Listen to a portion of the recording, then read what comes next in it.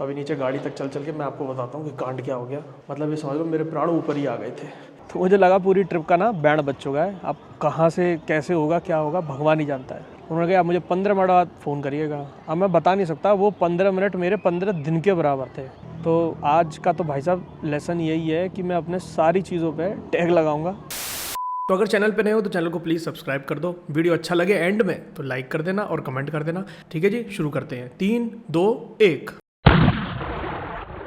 हाँ जी, तो सभी को good morning, Radhe Radhe. Dubai के ट्रिप से हम लौट ही आए हैं और अभी सुबह बहुत जोर का एक कांड हो गया है। अभी नीचे गाड़ी तक चल चल के मैं आपको बताता हूँ कि कांड क्या हो गया। बहुत बड़ा बवाल कांड हो गया। मतलब ये समझ लो मेरे प्राण ऊपर ही आ गए थे। इतना सारा सामान हो जाता है भाई साहब। नीचे पहुँच गया, गाड़ी तक चाबी भूल गया गाड़ी की। अब चाबी लेने जा रहे हैं। दिमाग की दही हुई पड़ी है आजकल, दिमाग काम कर नहीं रहा है, पता नहीं क्या करने से।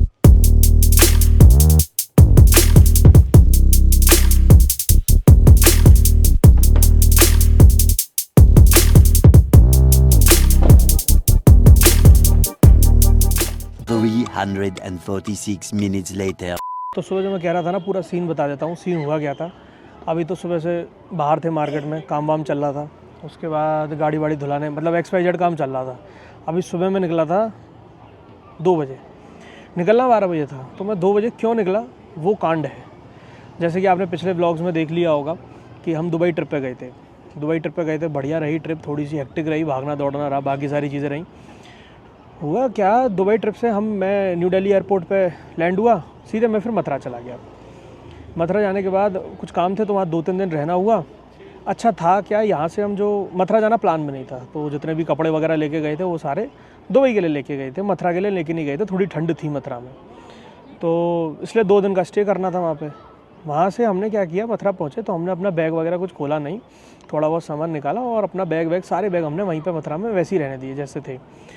उसके बाद अभी हम क्या कहते हैं, कल देहरादून आए तो आज हमने बैग खोले। अब सरप्राइजिंगली क्या हुआ, बैग मैंने खोला, मेरे सारे इक्विपमेंट्स तो निकले, मेरा गोप्रो नहीं निकला उसके अंदर।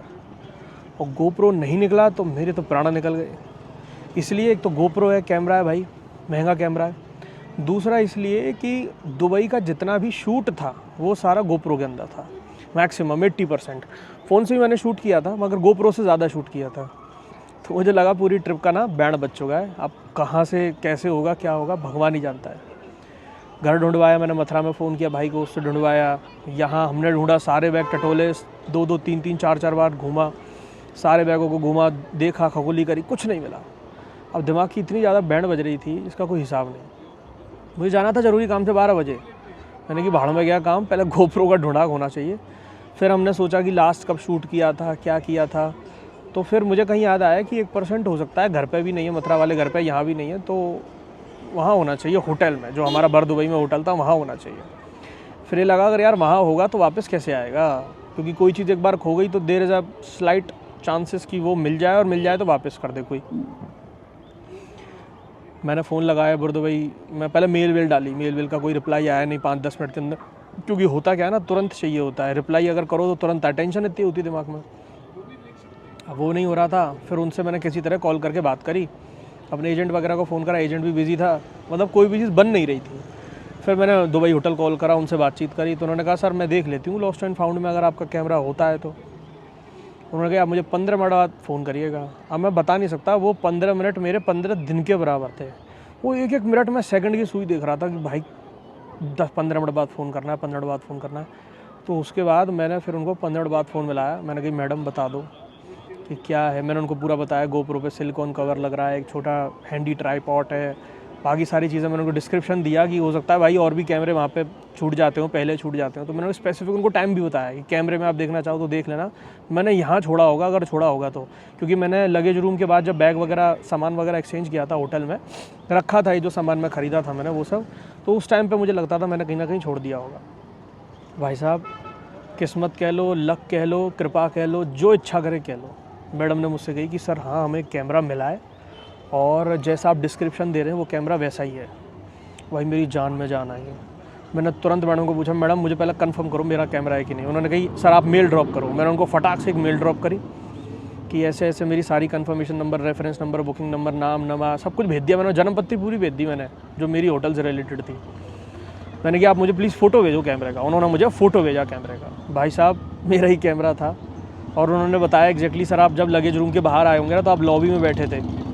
चूँकि मैं भाग के टैक्सी कराने गया था तो 1% वो मुझे क्या याद था कि मैंने बैग में रख लिया और वो बाई चांस टेबल पे रखा हुआ था। और टेबल पे भी क्या वो काली सी टेबल थी, उस पर काले रंग का गोप्रो रखा हुआ था, ध्यान ही नहीं रहा क्योंकि उसमें बैटरी तकरीबन डिप्लीट हो गई थी और मैंने उसको रखने का ही सोचा था।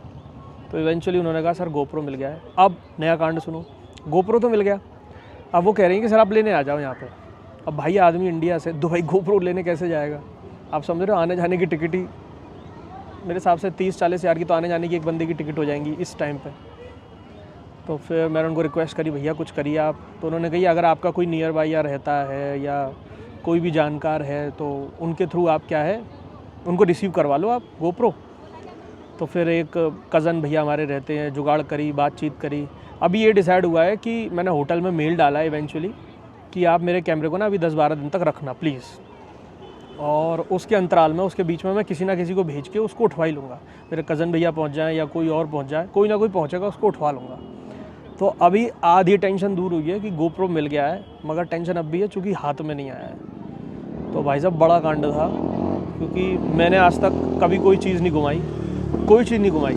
हाँ पर्स वगैरह सबके साथ होता होगा, रख के भूल गए, ध्यान नहीं आता। तो आज का तो भाई साहब लेसन यही है कि मैं अपने सारी चीज़ों पे टैग लगाऊंगा, नंबर लिखूंगा और एक उसका वो बनाऊंगा, एक इंडेक्स बनाऊंगा कि जिसमें नंबर 1 पे मेरे पास ये चीज़ है, नंबर 2 पे ये चीज़ है। क्योंकि अब मेरे इक्विपमेंट्स बढ़ रहे हैं भाई धीरे धीरे करके, समझ रहे हो आप। शूटिंग के लिए 2 फ़ोन हो गए हैं, कैमरा हो गया है अलग से गोप्रो, ऊपर से अभी ये शॉपिंग करी है तो ये माइक वगैरह भी लिया है क्योंकि इससे आवाज़ क्लियर आए। नहीं तो माइक की बहुत समस्या थी भाई, मैं माइक के चक्कर में दुखी था, तो अब ये हो गया है। तो अब मैं सोच रहा हूँ नंबरिंग करनी पड़ेगी, बिना नंबरिंग के कोई काम नहीं चलेगा भाई साहब, चीज़ें गुम हो जाएंगी। क्योंकि ये चश्मा है ना, चश्मे के साथ मेरे एक और क्या दिक्कत है, जैसे ही चश्मा मैं उतारता हूँ दिखना ऑब्वियसली बात है कम हो जाता है, और जैसे ही मेरा दिखना कम हो जाता है ना चीज़ों पे ध्यान कम हो जाता है। अब इसका भी कुछ ना कुछ करना पड़ेगा कि ये चश्मा भी किसी तरह उतर जाए, ठीक हो जाए आँखें, तो मेरी टेंशन ख़त्म होगी। अब ये आदि है, तो बस यही है भाई, तुम लोग प्रे करो।